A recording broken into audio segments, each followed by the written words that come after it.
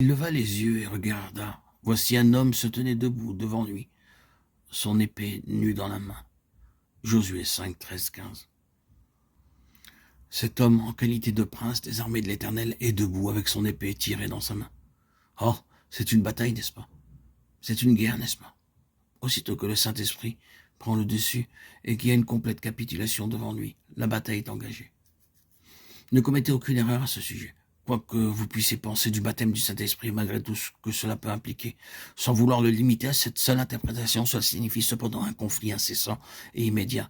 Cela peut signifier d'autres choses, mais cela implique une guerre sans répit, une armée dans laquelle il n'y a pas de mise à la retraite. Ici, vous ne serez jamais pensionné, vous êtes incorporé jusqu'au bout. N'était-ce pas ainsi avec le Seigneur Jésus? Cela commençait au Jourdain, puis le ciel ouvert, le Saint-Esprit, le désert, le diable. Aussitôt Jésus fut emmené. Marc dit conduit ou poussé par l'Esprit dans le désert pour être tenté par le diable. Matthieu 4, 1.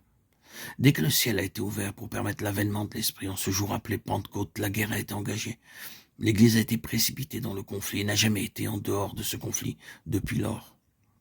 Dans le cas contraire, c'est pour sa propre perte spirituelle. D'une manière ou d'une autre, la Seigneurie du Saint-Esprit conduit aussitôt à cela.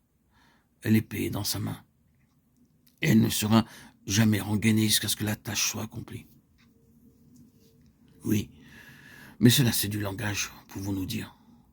En effet, l'Esprit Saint n'est pas intéressé par la guerre physique et charnelle. La guerre, le conflit sera selon sa propre nature.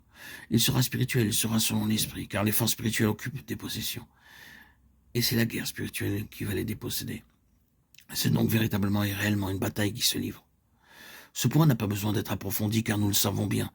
Nous savons tous qu'il n'y a pas un centimètre, pas un micron de progrès, de réalisation spirituelle qui ne soit contesté, pas un mouvement ou geste, même dans la direction d'un accroissement spirituel sans qu'il n'y ait conflit.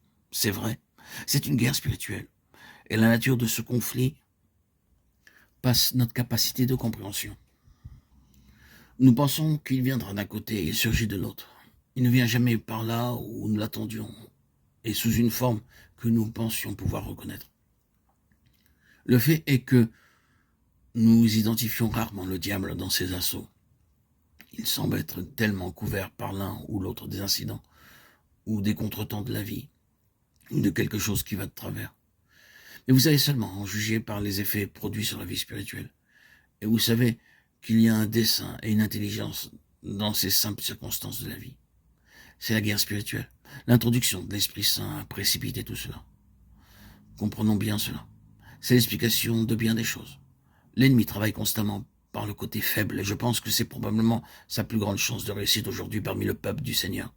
Les préjugés sont appelés prudence, la suspicion, être vigilant, de bons termes pour des choses mauvaises. L'ennemi est passé maître dans cela. Vos préjugés peuvent être votre côté faible, car suscité par le diable. Il a trouvé la possibilité de créer cela, et c'est devenu un obstacle dans votre propre vie spirituelle et dans la voie de la plénitude céleste. Le peuple du Seigneur est aujourd'hui attrapé dans ce filet, dans toutes les parties du monde. La croissance spirituelle dans cette voie céleste est limitée par les dommages et les suspicions causées par le peuple de Dieu. Un ennemi a fait cela.